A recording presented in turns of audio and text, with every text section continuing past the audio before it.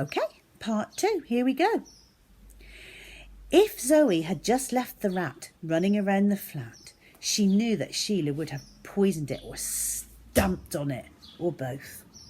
Her stepmother made no secret of hating all rodents, and even if Zoe had hidden the rat in a bedroom drawer or in a box under her bed, there was a very good chance Sheila would find it. Zoe knew that her stepmother always rummaged through her possessions the moment she left for school. Sheila was looking for things she could sell or swap for a fag or two, or some more prawn cocktail crisps. One day all of Zoe's toys had gone. Another day it was her beloved books. It was just too risky to leave the rat alone in the flat with that woman. Zoe considered putting the rat in her school bag, but because she was so poor, she had to take her books to school in a beaten up plastic carrier bag, held together with strips of sticky tape. It was too much of a risk that the little rodent might nibble its way out. So Zoe hid it in the breast pocket of her 2 sizes too big blazer. Yes, she could feel it constantly wriggling around, but at least she knew it was safe. As Zoe came out of the stairwell of the tower block and into the concreted communal area, she heard a shout from above her. "Zoe!" She looked up. Big mistake. A huge flobette of flobbed square onto her face. Zoe saw Tina Trotz standing at the railings several floors up. "Ha ha ha ha ha!" Tina shouted. Zoe refused to cry. She just wiped her face with her sleeve and turned away.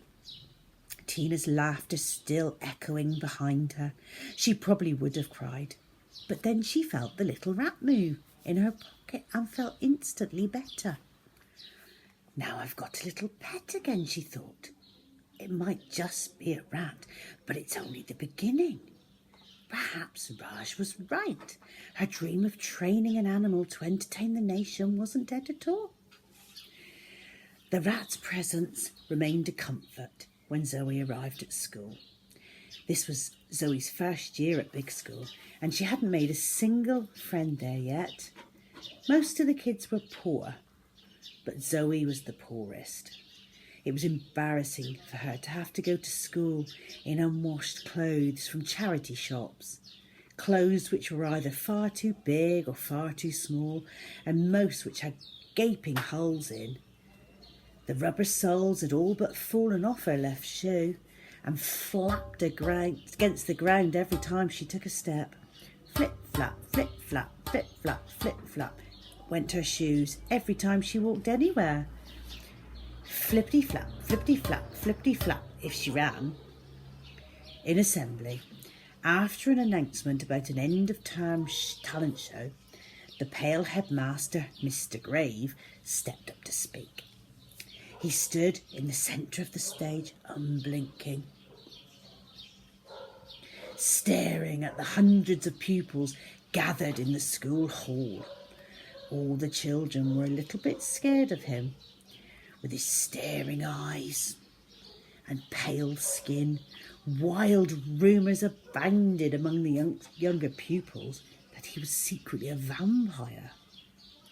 Mr. Grave proceeded to give stern warnings to those errant pupils who, against the rules, had been smuggling their mobile phones into school. This was just about everyone, though Zoe was far too skint to even dream of ever owning one. Great, thought Zoe. Even when we're being told off, I'll get left out.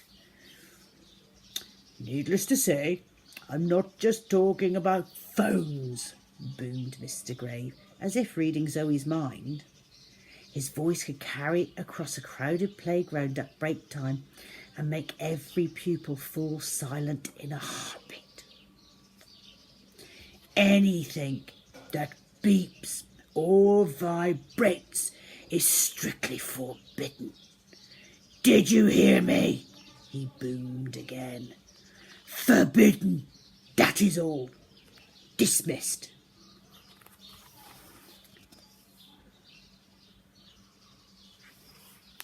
The bell rang and the kids plodded off to their lessons, sitting on the uncomfortable little grey plastic chair in her own lonely row at the back of the assembly hall. Zoe wondered nervously if her rat came under Mr. Graves' description. It certainly vibrated, and sometimes it beeped. Well, at least it squeaked. Don't make a sound today, little rat, she said. The rat squeaked. Oh no, thought Zoe. Chapter 8. Bread sandwich. So as not to be jostled at the door, Zoe waited a few moments before ambling off to her lesson. Amazingly, maths, which she always found cataclysmically boring, passed without incident, as did geography, where she wondered if her newfound knowledge of Oxbow Lakes may come in useful in adult life. During the lesson, Zoe stole an occasional glance inside her blazer pocket and saw that the little rat was sleeping. It must really enjoy a nice lie-in. At break time, Zoe locked herself in a cubicle in the girls' toilets and fed the rat some of the bread she meant to be saving for her lunch. She made her own packed lunch whenever there were scraps of food in the house. However, this morning there was absolutely nothing in the fridge other than a few cans of very strong beer. So she made herself a bread sandwich out of some stale slices left out on the side. The recipe was simple. Bread sandwich, you will need 3 slices of bread. Instructions: take 1 slice of bread and put it in between the other 2 slices of bread. The end. Unsurprisingly, the rat liked bread. Rats like most food we like. Zoe sat on the toilet seat and the rat perched in her left hand while she fed it with her right hand.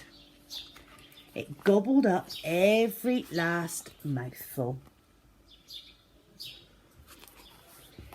There you go, little... At that moment, Zoe realised she had yet to give her tiny friend, unless she wanted to give it a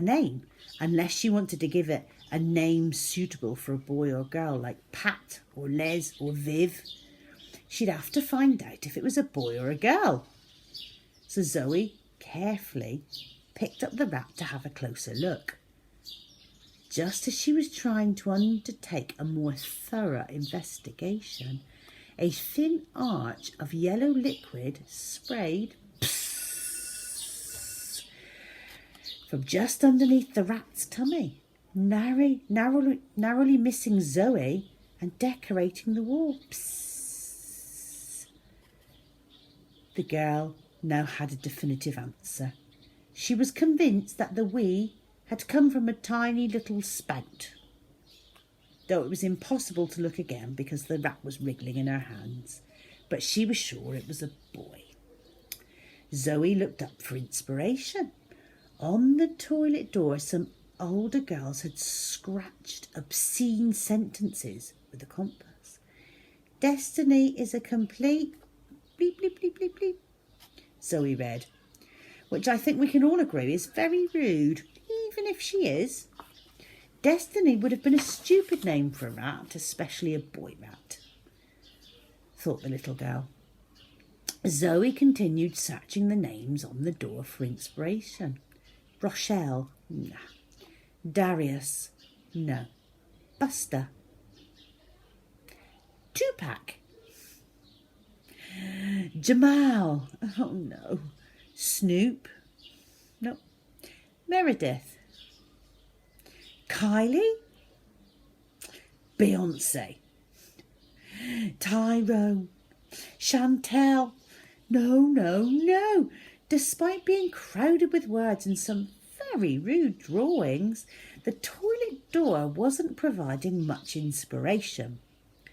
Zoe, as Zoe had hoped, she sat up from the toilet seat and turned around to pull the flush, so as not to alert the suspicion of the girl she could hear in the next cubicle. At that moment, she spied some posh writing amidst all the ingrained stains in the toilet bowl.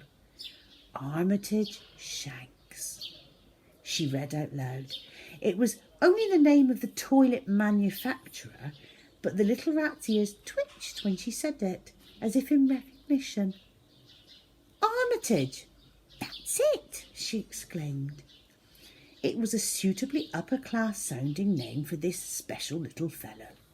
Suddenly there was a loud thud on the toilet door. Boom, boom, boom. "Who've you got in there, you little squirt?" came a guttural voice from outside. Oh no, thought Zoe, it's Tina Trotz. The spit from today's flob had not entirely come off Zoe's little freckled face. Tina was only 14, but built like a trucker.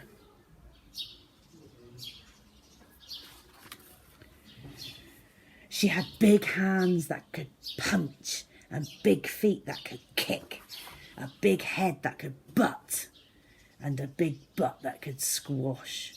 Even the teachers were scared of her. Inside the cubicle, Zoe was shaking with fear. "There's no one in here," said Zoe. Why did I say that? She thought instantly. The mere act of saying that there was no one in there meant that there was definitely in there, someone in there, 100%. Zoe was in terrible danger. If only she opened the door. But for now she was safe on the inside. "Get out of the bog right now before I smash the door in," threatened Tina.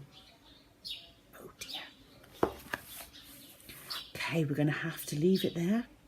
So tune in next week for the next instalment.